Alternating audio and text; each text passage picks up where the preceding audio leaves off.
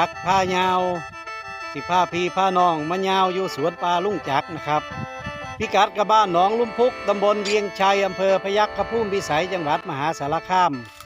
มื้อนี้ก็สิพามาเลาะเบิงต้นไม้นะครับมาอัปเดตให้พี่ให้น้องได้เบิง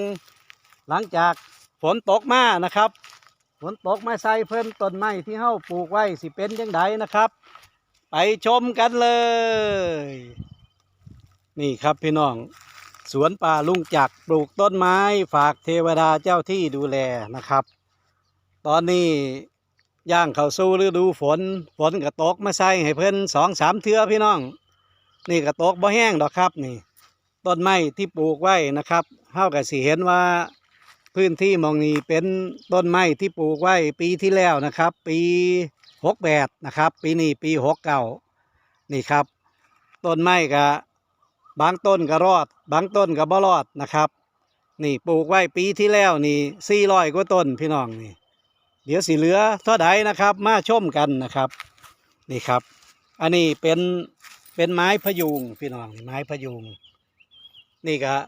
ทนแรงนะครับนี่เพิ่นผ่านแรงมาได้นี่ถือว่ารอดแล้วครับแบบนี้นี่แตกยอดแท่งใบขึ้นมาแล้วนะครับสำหรับไม้พะยูงอันนี้เป็นยางนาพี่น้องนี่ต้นยางนานะครับนี่ต้นยางนานี่ก็ปลูกไว้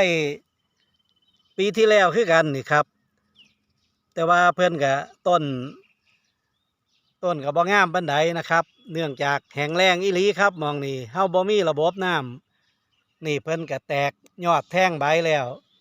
น่าจะรอดนะครับถ้าฝนดีปีนี้นะครับนี่ครับสำหรับไม้พะยูงไม้ประดูปลานี่ไม้ประดูปลาพี่น้องนี่ครับ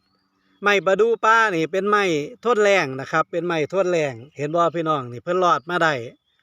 นี่ครับเฮาก็สิเห็นว่าไม้พะยูงไม้ปร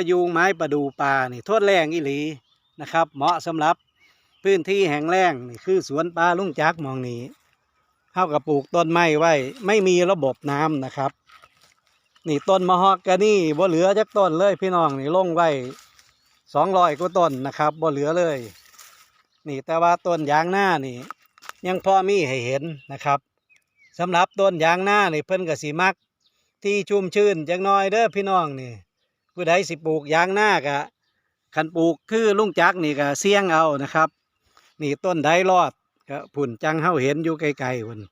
อันนั้นก็ต้นที่รอดมาได้5-6 ปีเพิ่นก็สิบ่เจริญเติบโตเร็วปานใดนะครับเนื่องจากแข็งแรงนี่พี่น้องนี่แต่ว่าไม้พะยูงนี่รอดทุกต้นเลยนะครับไม้พะยูงเห็นบ่นี่ครับ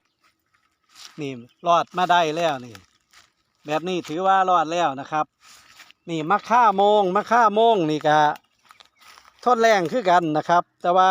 ตอนปลูกไม่นี่เพิ่นก็สิรอดยากอยู่นี่ลุงจักรลงไว้หลายต้นคือกันนี่แต่เห็นต้นเดียวนี่สำหรับมะข่าโมงแต่ว่าพะยุงนี่รอดครับพี่น้องนี่ขนาดพื้นที่แห้งแล้งเบิ่งเนี่ย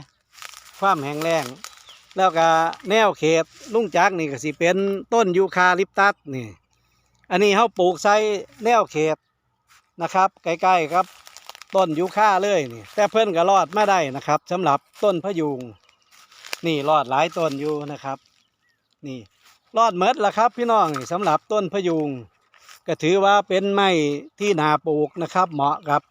พื้นที่แห้งแล้งนี่ยางหน้าก็ใบโกนพี่น้องนี่ลงไว้หลาย10 ต้นอยู่นะครับปีที่แล้วนี่ต้นประดูป่าเห็นว่านะครับนี่เพิ่นรอดมาได้นี่ตอนเอามาปลูกกับต้นกับบ่สูงหรอกครับประมาณ20 เส้น30 เส้นตอนนี้ก็สิได้ประมาณ40แล้วครับ40-50 เส้น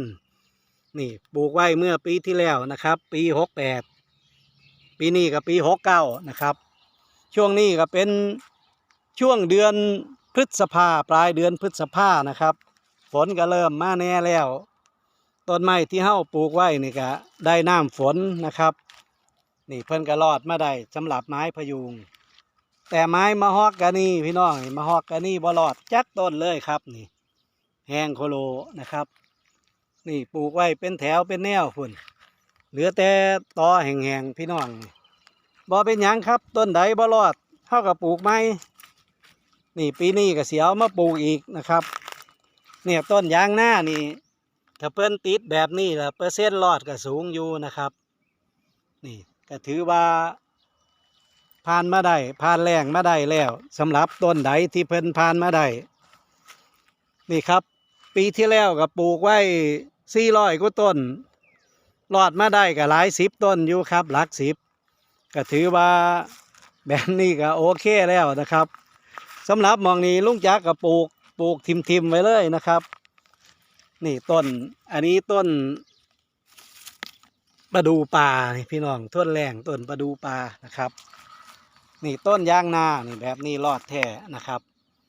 นี่รอดแน่นอนแบบนี้แต่สำหรับนี่ที่เฮาเห็นลุงจักรคุ้มหญ้าคุ้มหยังไว้นี่นะครับเป็นต้นมะฮอกกานีบ่เหมาะกับสภาพพื้นที่แห้งแล้งเด้อพี่น้องต้นมะฮอกกานีนะครับถ้าเฮาปลูกน้ำคันหน้าน้ำหยังนี่เพิ่นสิรอดอยู่นี่ต้นยางนานะครับต้นยางนานี่มองนี้ก็สิเป็นต้นพันธุ์ที่เพิ่นใหญ่แล้วนะครับนี่ลุงจักรเอามาปลูกนี่รอดมาได้ครับนี่ผ่านแรงมาได้แล้วสำหรับต้นยางนานี่มีหลายต้นอยู่มองนี่พุ่นนะครับนี่อีกต้นหนึ่งนี่4-5 ต้น6 ต้นโซนทั้งนี้นี่รอดหลายต้นอยู่ครับแต่ว่าถ้าฝนนำลงมาอีกคักๆนี่ก็สิไข่อยู่นะครับสำหรับต้นยางนานี่แบบนี้ถือว่ารอดแล้วครับนี่เห็นบ่พี่น้องต้นนี้เขาปลูกไว้ตั้งแต่ปี62นะครับนี่ปี62เพิ่นก็ได้ความสูงกับประมาณ3 เมตรนะครับเพิ่นก็สิเจริญเติบโตช้าจังน้อยเนี่ยไม้ทนแรงอีกไม้หนึ่งกับไม้แดงครับนี่ไม้แดงปลูกปี62คือกันแต่ว่าเพิ่นบ่รอดเด้นี่นะครับเพิ่นแห้งเหี่ยวไปบัดนี้ฝนมาเพิ่นปีใหม่เพิ่นก็แตกขึ้นใหม่ก็เลยได้ต้นบ่สูงปานใดนะครับนี่ก็ประมาณเท่ากับต้นยางนาต้นนี้ประมาณ3 เมตรนะครับสำหรับไม้แดงก็เป็นไม้ทนแรงอยู่นะครับ